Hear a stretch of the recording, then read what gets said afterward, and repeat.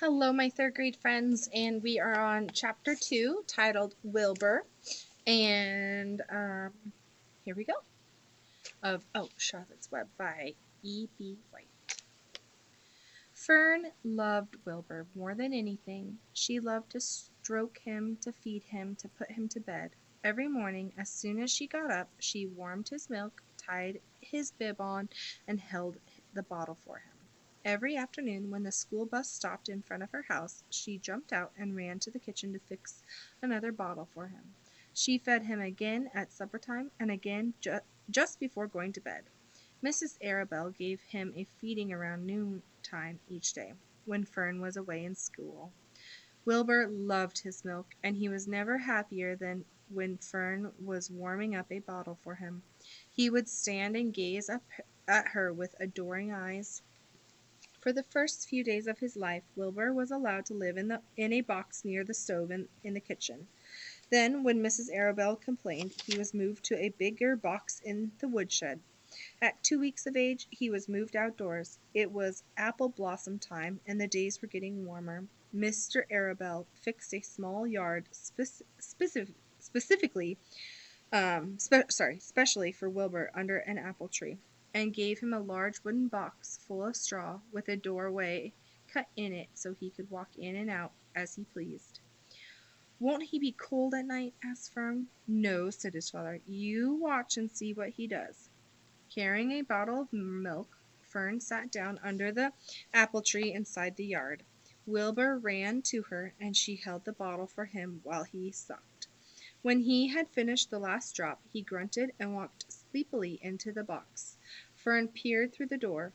Wilbur was poking the straw with his snout. In a short time he had dug a tunnel in the straw. He crawled into the tunnel and disappeared from sight, completely covered with straw. Fern was enchanted. It relieved her mind knowing that her baby would sleep covered up and would stay warm. Every morning after breakfast, Wilbur walked out to the road with Fern and waited with her till the bus came. She would wave goodbye to him, and he would stand and watch the bus until it vanished around a turn. While Fern was in school, Wilbur was shut up inside the yard, but as soon as she got home in the afternoon, she would take him out and he would follow her around the place. If she went into the house, Wilbur went too. If she went upstairs, Wilbur would wait at the bottom step until she came down again. If she took her doll for a walk in the doll carriage, Wilbur would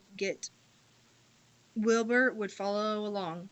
Sometimes on these journeys, Wilbur would get tired, and Fern would pick him up and put him in the carriage alongside the doll. He liked this, and if he was very tired, he would close his eyes and go to sleep under the doll's blanket. He looked cute with his eyes when his eyes were closed, because his lashes were so long. The doll would close her eyes too, and Fern would wheel the carriage very slowly and smoothly so as not to wake her infants. One warm afternoon, Fern and Avery put on bathing suits and went down to the brook for a swim. Wilbur tagged along at Fern's heels. When she waded into the brook, Wilbur waded in with her. He found the water quite cold, too cold for his liking. So while the children swam and played and splashed water at each other, Wilbur amused himself in a mud along the edge of the brook, where it was warm and moist and delightfully sticky and oozy. Every day was a happy day, and every night was peaceful. Wilbur was what farmers called a spring pig, which simply means he was born in springtime. When he was 5 weeks old, Mr. Arabelle said he was now big enough to sell and would have to be sold. Fern broke down and wept, but her father was firm about it. Wilbur's appetite had increased. He was beginning to eat scraps of food in addition to milk. Mr. Arabelle was not willing to provide for him any longer. He had already sold Wilbur's 10 brothers and sisters. "He's got to go, Fern," he said. "You have had your fun raising a baby pig, but Wilbur is not a baby any longer, and he has got to be sold." "Call up the Zuckermans," suggested Mrs. Arabelle to Fern. "Your Uncle Homer sometimes raises a pig, and if Wilbur goes there to live, you can walk down the road and visit him as often as you like." "How much money should I ask for him?" Fern wanted to know. "Well," said her father. "He's a runt. Tell your Uncle Homer you've got a pig you'll sell for $6 and see what he says."